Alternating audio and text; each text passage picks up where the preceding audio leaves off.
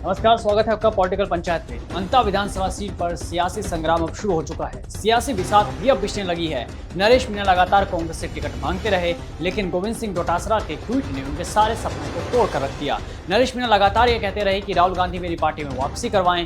पहले भी वो देवली उनियारा से सीट मांगते रहे थे, लेकिन नहीं मिली, और अब अंता से उन्होंने सीट मांगी लेकिन नहीं मिली। इससे जाहिर है कि अंता पर अब त्रिकोणीय मुकाबला देखने को मिलेगा। अंता विधानसभा सीट से कांग्रेस ने अपने प्रत्याशी की घोषणा कर दी है। प्रमोद जैन भाया को टिकट दे दिया है। अगर अंता सीट के इतिहास की बात करें तो कोई भी पार्टी यहां पर लगातार 2 बार नहीं जीती। ऐसे में कांग्रेस इस चुनाव को जीतकर 2023 में हारी हुई सीट को वापस लेने की कोशिश में है, तो दूसरी ओर बीजेपी इस सीट पर अपनी पकड़ बनाए रखना चाहती है और इस संदेश देना चाहती है राजस्थान की जनता को कि भजनलाल सरकार में जो काम हो रहे हैं, वो जो दावे किए जाते हैं, वो पूरे के पूरे सही है। यानी कि दोनों पार्टियों के लिए उपचुनाव प्रतिष्ठा का सवाल बन चुका है और नरेश मीणा के लिए भी ये चुनाव प्रतिष्ठा का चुनाव बन चुका होगा, क्योंकि अब नरेश मीणा के पास चुनौती है कि कांग्रेस के प्रमोद जैन भाया को भी हराना है और बीजेपी को भी एक करारा जवाब देना है। बता दें कि अंता में 11 नवंबर को उपचुनाव होने वाले हैं। अंता विधानसभा सीट पहले 12 विधानसभा सीट के साथ मिली हुई थी, तब इस सीट का नाम 12 अंता हुआ करता था, लेकिन साल 2008 में परिसीमन हुआ और 12 और अंता दोनों को अलग अलग कर दिया गया।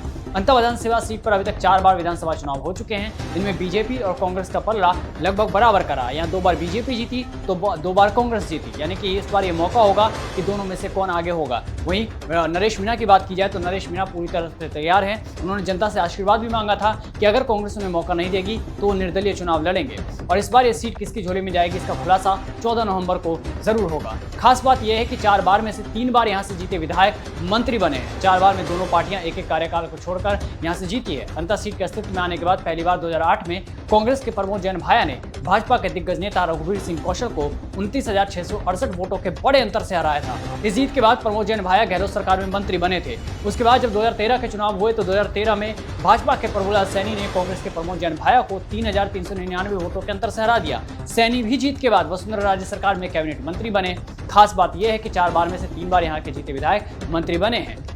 जहाँ एक तरफ प्रमोद जैन भाया होंगे, दूसरी तरफ नरेश मीणा होंगे, तो बीजेपी में टिकट के लिए दावेदारों की लंबी सूची है। स्थानीय कार्यकर्ता चाहते हैं कि इस बार स्थानीय नेता को टिकट दिया जाए। हालांकि अंता सीट पर अब तक पूर्व मुख्यमंत्री वसुंधरा राजे और उनके बेटे सांसद दुष्यंत सिंह की पसंद के नेता ही उम्मीदवार बने हैं। बीजेपी के प्रमुख दावेदारों में आनंद गर्ग, पूर्व जिला प्रमुख नंदलाल सुमन, अंता प्रधान प्रखर कौशल, बारा प्रधान मोरपाल सुमन, पूर्व राज्य मंत्री प्रेम नारायण, गालव के बेटे जयेश गालव और कोटा विश्वविद्यालय के पूर्व छात्र संघ अध्यक्ष परवीन गालव शामिल हैं। इसके अलावा बीजेपी कंवरलाल मीणा की पत्नी भगवती मीणा को भी टिकट दे सकती है। पार्टी कंवरलाल की सजा के बाद सहानुभूति फैक्टर का फायदा उठाने की रणनीति भी बना सकती है। वही पूर्व मंत्री प्रभुलाल सैनी का नाम भी चर्चा में है, हालांकि उनके चुनाव लड़ने की संभावना कम नजर आ रही है। अब ऐसे में देखना होगा कि नरेश मीणा क्या रणनीति अपनाते हैं और भाजपा अब नरेश मीणा के सामने और प्रमोद जैन भाया के सामने किसको उतारेगी, क्योंकि पिछले कुछ समय से देखे, पिछले 1 साल के कार्यकाल में देखे तो वसुंधरा राजे के इलाके में खासतौर पर झालवाड़ और बारा में जिस तरह के हादसे हुए हैं, उसके बाद से वसुंधरा राजे